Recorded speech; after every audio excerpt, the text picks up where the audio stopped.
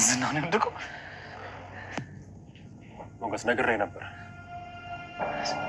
ይሄንን ደደብ አልምራውም ብዬ ነው። በእጅ አስገባዋለሁ ብዬ ነው።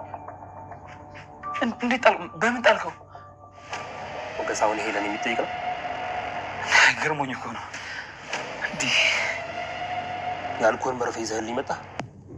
አዎ አምጥቻለሁ። ራሱን ያመጣው? አዎ ራሱን። ስታይ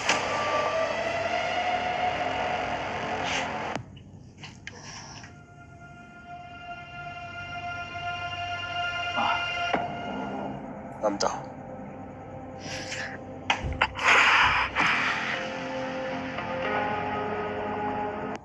ተሳክቷል ካሌብ።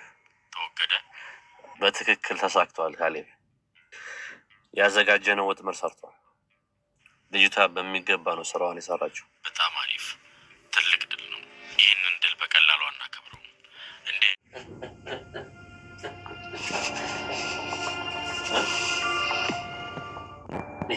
ጫምበሳ ነሽ። ይህ ሸለፈት ነው ሲፎክር የነበረው።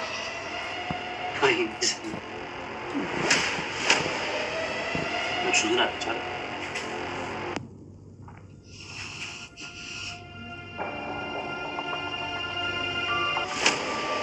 ጭራሽ ከኔ ጋር ይፎካከር ትንባሽ ወይ ነበር።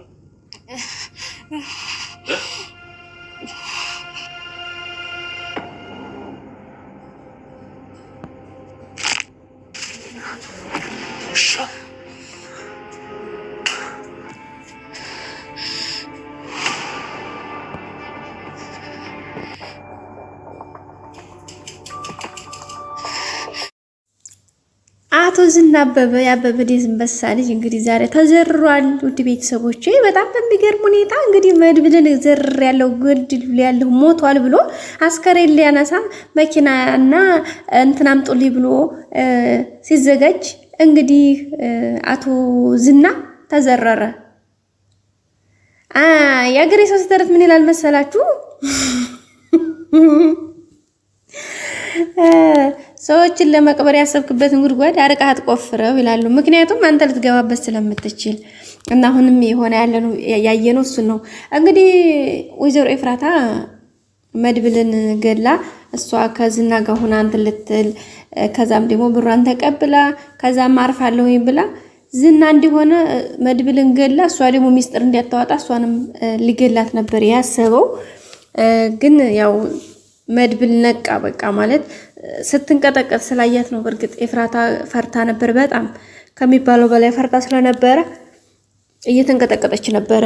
በጣም ሰውነቷ እንደዚህ እየተርገፈገፈች ነበረ። በዛ ምክንያት እንግዲህ መቆጣጠር ስላልቻለች የድንጋጤዋ በጣም በድንጋጤ እንትን ስለተዋጠች መድብል ቆይ ምንድነው ምናምን እንግዲህ መድብል እንዳልኳችሁ ከኤፍራታ ፍቅር ይዞታል ማለት ወዷታል የሆነ ነገሯን። ግን ደግሞ ተጠራጠረ። ኤፍራታ ምንድነው ምናምን ሲላት ምንም ልጠጣው ነው ጠጣው ትላለች ደግሞ ማለት አይ ኤፍራታ። ከዛ በኋላ በቃ ነቃ ማለት ነው። እና ያኔ ኤፍራታ ደግሞ እንደዛ እየፈራች እየተንቀጠቀጠች እያለ መድብል ምንድነው ምን ሆነሽ ነው እያላት እያለ ዝና ደወለላት ማለት ነው። ማን የደወለው አንሹ ሲላት አረ ማንም ብላ ስልኩን እንግዲህ ደንግጣ ነበረ። ከዛ በኋላ ነው እንግዲህ እሱ ያወቀው። አምጪ ስልኩን አላት። ከስልኩን ከተቀበላ በኋላ ዝና መሆኑን አወቀ። ከዛ ምንድን ነው ቆይ አንቺ ከሱ ጋር በጀርባ ሆነሽ ይወጋሽ ነው እንዴ? ብቻ ሆነ ስላገኘሽ እንግዲህ ያኔ የሆነ ብሶቱን ያካፈላት ነበረ ማለት የራሱን ያለውን ህይወት እንትን ለማለት በቃ ማለት የራሱ አጋሩ ለማድረግ እንግዲህ እንደዚህ ብሶቱን ያሳለፈውን ህይወቱን ታሪኩን እያወራት ነበርና እሷም ደግሞ እስካሁን እንዴት አላገባህም እያለችው በእስር ቤት እንደቆየ ብዙ ጊዜያት እንዳሳለፈ ከዛም እንግዲህ አሪፍ ጊዜ አሳልፋለሁ ብሎ ከወጣ በኋላ ደግሞ ሌላ ቻሌንጆች እንደገጠሙት እሷን እያወራትኝ እያለ እሷ ግን ያሰበችው ሌላ ነው። በርግጥ አስፈራርቷት ነው ዝና። ግን ደግሞ ለሱ መናገር ትችል ነበረ።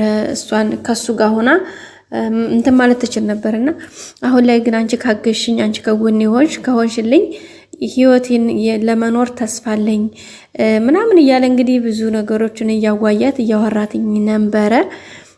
ግን ያው ምን ዋጋ አለው?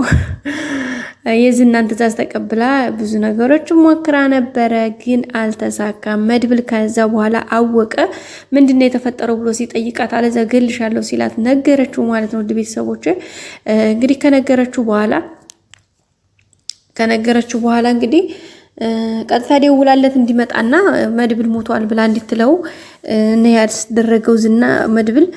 ከዛም እንግዲህ ደውላለት ወድቋል ሞቷል ነበር ያለችው።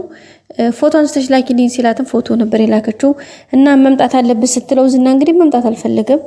በኋላ እንግዲህ አይ መምጣት ካልፈለግከማ ግዴታ መምጣት አለብህ አለበለዚያ እኔ ለህግ አሳውቃለሁኝ አለበለዚያ ስትለው ከዛ አይ እኔ መምጣት አልችልም ብሎ ነበር። በኋላ እንግዲህ ለህግ ነው የምናገረው ደውላለሁኝ አለበለዚያ ያኔ ነፍሱ አልወጣም ሐኪም ቤት ሂጂ ታክሞ እንዲድን ነው እኔም እንደዛ ቢድንልኝ ወንጀሉም ይቀልልኛል ካልመጣ ስትለው አይ መጨረስ አለብን መምጣት የለብሽም ብሎ ቀጥታ እንግዲህ መኪናውን አስነስቶ ነበር የመጣው። መኪናውን አስነስቶም ለዛ ለጓደኛው ወይም ለዋና ነፍሰ ገዳዩ ደውሎለት እንግዲህ መድብል እንደሞተና እንደተወገደ አንድ ሀሳብ ቀሎልናል እያለ እያወራ እየተዝናና ነበረ። ለሱ አስከሬን ማንሻ ለልጅቷ ማረፊያ እንደሚሰጥ ሰው ላክልኝ ብሎት ነበረ። እሺ ቼክ አድርገህ ሰዓቱ መሸት ይበልና እንትንላለን ነበር ያለው ማለት ነው። ውድ ቤተሰቦቼ በዛም እንግዲህ እሺ ብሎ ያኛው መኪና እናንተ ልክልሃለሁኝ። የሚገርመው ኤፍራታንም ሚስጥር ስለምታወጣ ግዴታ መወገድ አለባት እሷንም መግደል አለብን ብሎ ነበረ የመከሩባት ማለት ነው። መድብልን እንድትገልላቸው አደረጉ። ከዛ በኋላ ግን ምክንያቱም ጊዜያት ቀንን ቀን ሲወልደው ሚስጥር ታወጣለች ስለሚባል ለሷንም ለማስወገድ ወይም ለመግደል ነበር እቅዳቸው ማለት ነው። በዚህ አጋጣሚ በጣም ከባድ ነው ማለት በዚህ ህይወት ውስጥ የሚያልፉ ብዙ አሉ። ገና ስላዩ ብቻ ይሄማ ሚስጥር ያወጣል ተብሎ ምንም በማያውቀው አንድ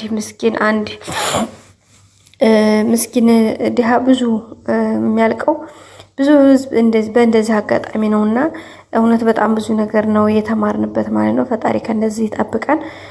ከዛም እንግዲህ መቶ ለዙ አቅመህ ነው ወይ ለዙ ወኔህ ነው ወይ እያለ መድብል አናቱ ላይ ተደፍቶ ዝና እየተበጎረረ እየሰደበ ነበረ።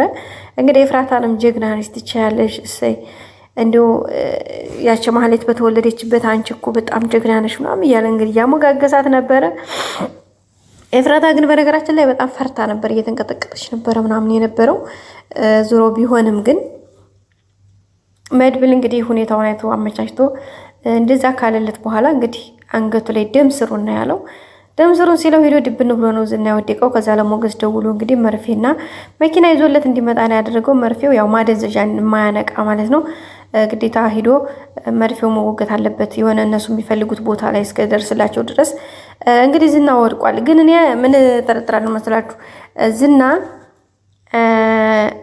አውቆም ሊሆን ይችላል የሚል ሐሳብ አለ። ለምን መሰላችሁ እዚህ ጋር ግራንጃ እንትን ካለ ነገሮች እንደሚከብዱበት ስለሚያውቅ ጸጥ ሊል ይችላል።